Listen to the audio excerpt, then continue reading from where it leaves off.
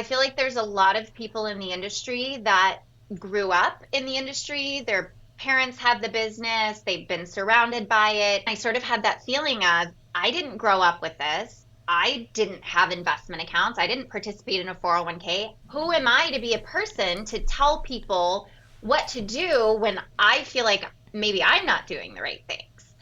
But over time and with experience, it made me realize that it's actually such a benefit to be able to help my clients because I've gone through these things, because I didn't know what so much of this meant that I can explain it to them in a way that I could have understood.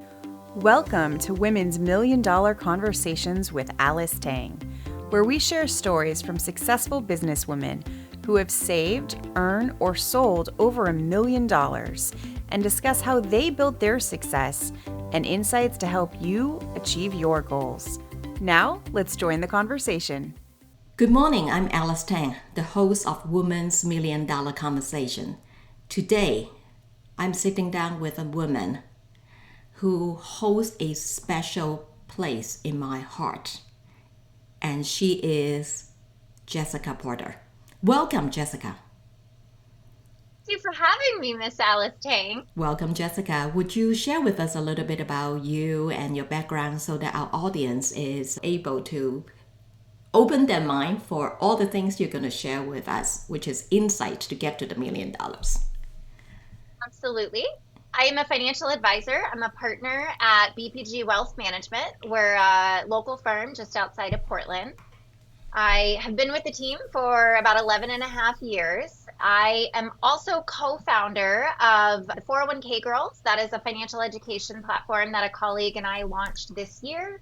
With all the experience we have in the industry, we realized that education is a really fun part of what we get to do. And so we wanted to be able to try and get that out to the masses. That is so needed and awesome thing for both of you to do. I know we talk about, guests that we interview like yourself, either save $1 million, earned $1 million, or sold $1 million. And in our preparation conversation, we both decided that selling $1 million would be the route to go since we have very limited time. So would you tell us about that $1 million and your journey there? So it was very interesting. When I was thinking about it, one of the questions asked was, how long did it take? And it was in 2022. I've been in the industry since 2014. So 8 years. And that was really interesting to me because it really does take a long time to enter a new industry, to really learn what you're doing, and then to be confident enough to do something like that. So it was 2022. It was a 401k plan. And it was a meeting that I did by myself, which was very nerve-wracking for me. It was a referral from a record-keeping business partner. The plan was looking for a new advisor, and this record-keeping partner referred me and a couple of others. And so it was a virtual interview, and they're based off the East Coast, people from everywhere. So not an in-person connection, all through a screen, which is always a little bit difficult. And we had the meeting. I walked through my pitch, so to speak, and it was one of the meetings that I actually walked away from feeling like, ugh, that actually didn't go the way I wanted it to. I didn't walk away feeling really confident. I didn't have that feeling of, that went great. This is a no-brainer. We're going to work together. And I have to say, a few days later when they reached out, I was very surprised when they said, we would like to work with you. We want you to be our advisor. And it was a great experience for me to realize I was maybe being a little too harsh or too analytical, and that sometimes the meetings that go really well are not a given, and sometimes the meetings that feel more like a struggle, you can still get something out of that. It was a great experience for me. What I have taken out from this conversation is a few times of goosebumps because I truly feel for you. You helped me to relive that story one more time. But the other part of me was saying, we're here to talk about money. That money is really, how can we emotionally feel we can? And we have given it all. And that's the moment where I had the goosebumps saying that you've given it all. And the course is not in your hands anymore. You gave your best pitch ever. Hmm. And they Yep, like it. we did. And it worked. And I was so pleasantly surprised. Yes, I think you are too humble to brag, so allow me because in our preparation call, it's not a million, it's five. Is that It true? was. That's true. Yes. Yes, that's right. It was a $5 million plan at the time. Yep. Now, it has taken 8 years. You mentioned it takes a long time, and I know there are many times that you're almost at the million. And what are some bias and hurdles, maybe inside you, inner, or in the industry or in the environment that you're working in? And I know it's a dominantly male industry, as you have coached me up to say. So tell us. I think for me, it's a few things. Internally, it I truly felt like it took me that long to feel very confident about who I am and what I'm doing. I come up from a completely different industry. Entering into financial services in 2014 was just drinking from a fire hose. I spent the first 5 years learning, getting licensed, getting designations, and I didn't feel like I was in a position to be telling people what to do from a place of confidence. And it's moments like that when you realize I can do it, which means I can do it again because I've already done it. So I think the internal part of it was something that I had to work through, that, imposter syndrome. Who am I to tell these people something with authority? And then, of course, 11 years ago, when I entered the industry, I was younger. As you mentioned, is predominantly male. So being a younger female in the industry and also internally feeling like I didn't have authority and know what I was doing was very difficult.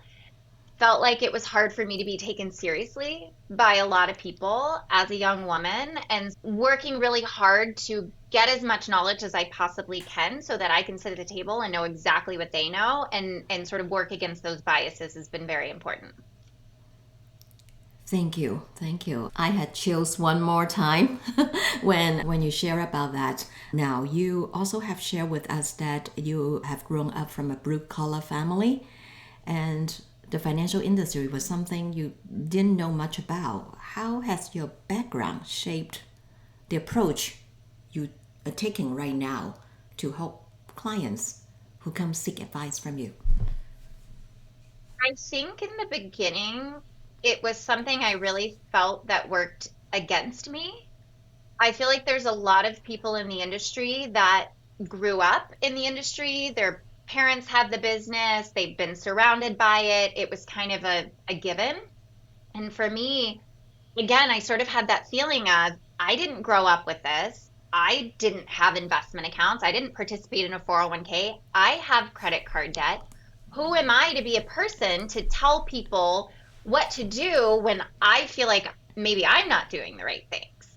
But over time and with experience, I think it made me realize that it's actually such a benefit to be able to help my clients because I've gone through these things, because I didn't know what so much of this meant, that I can explain it to them in a way that I could have understood, in a way that people in the industry don't know, to be able to put these things in a layman's terms so people actually understand what it is that we're doing, feel confident about it, to be able to work with people and say, hey, I've gotten myself out of credit card debt. I paid off my student loans. I can help you with this because I walked the walk too.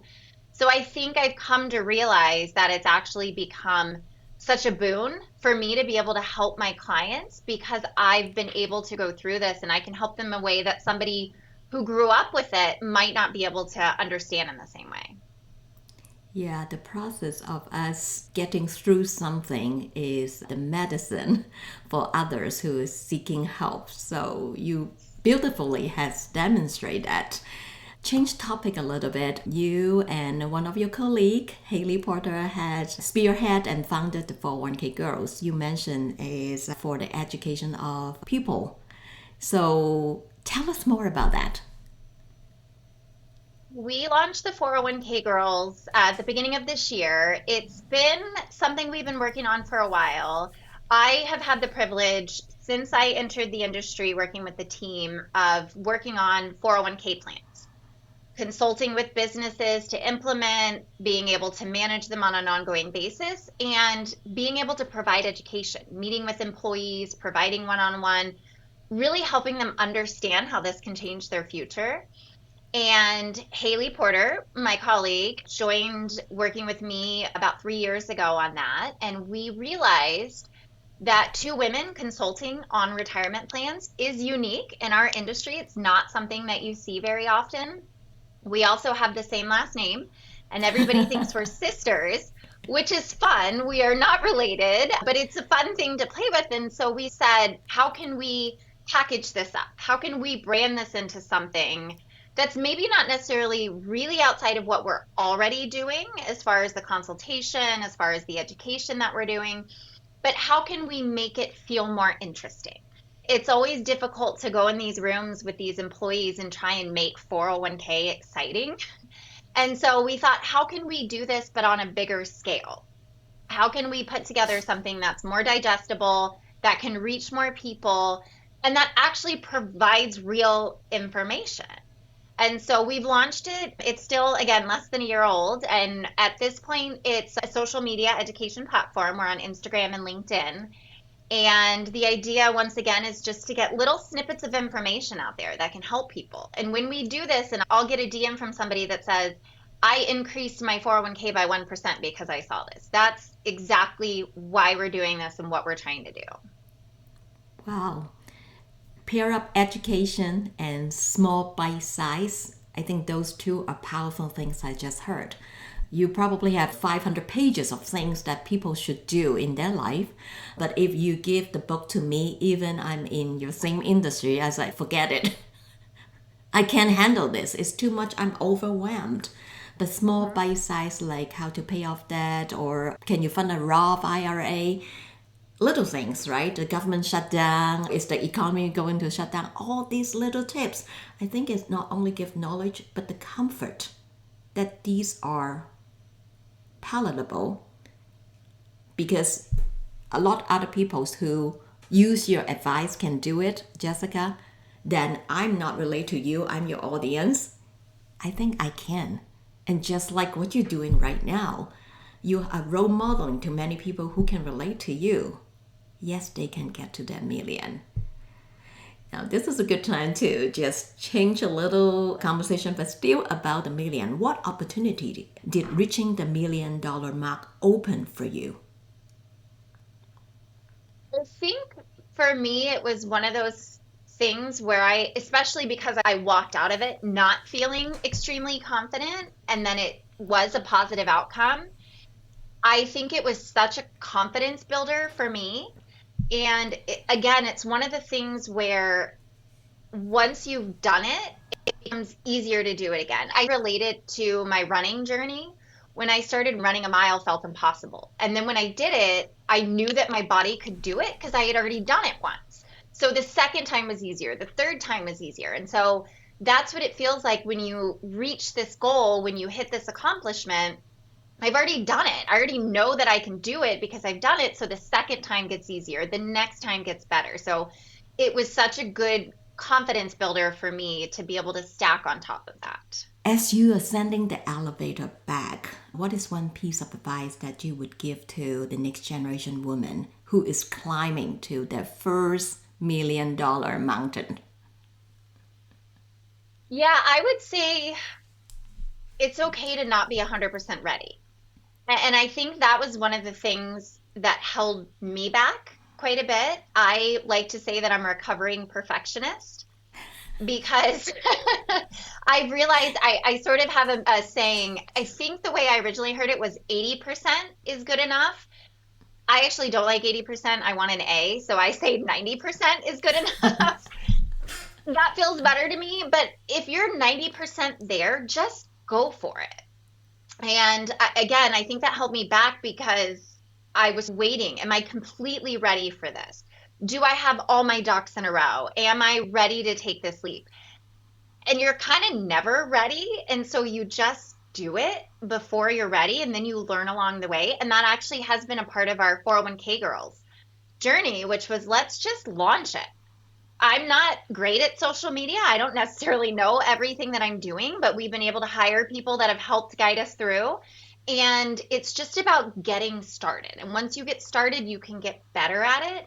But don't wait until you're completely ready. Take that leap, and chances are you were actually probably a lot more ready than you thought that you were in the first place. Yes, yes. Keep figuring it out, right? One step at a time. That's That's right. exactly how success would bring to entrepreneurs like yourself. No entrepreneur know exactly the end game. They may visualize it, but there are things happen. Like there is no internet. Imagine today we can have this interview, which is Well, true. yesterday it happened. Yeah, so deal with it as it comes.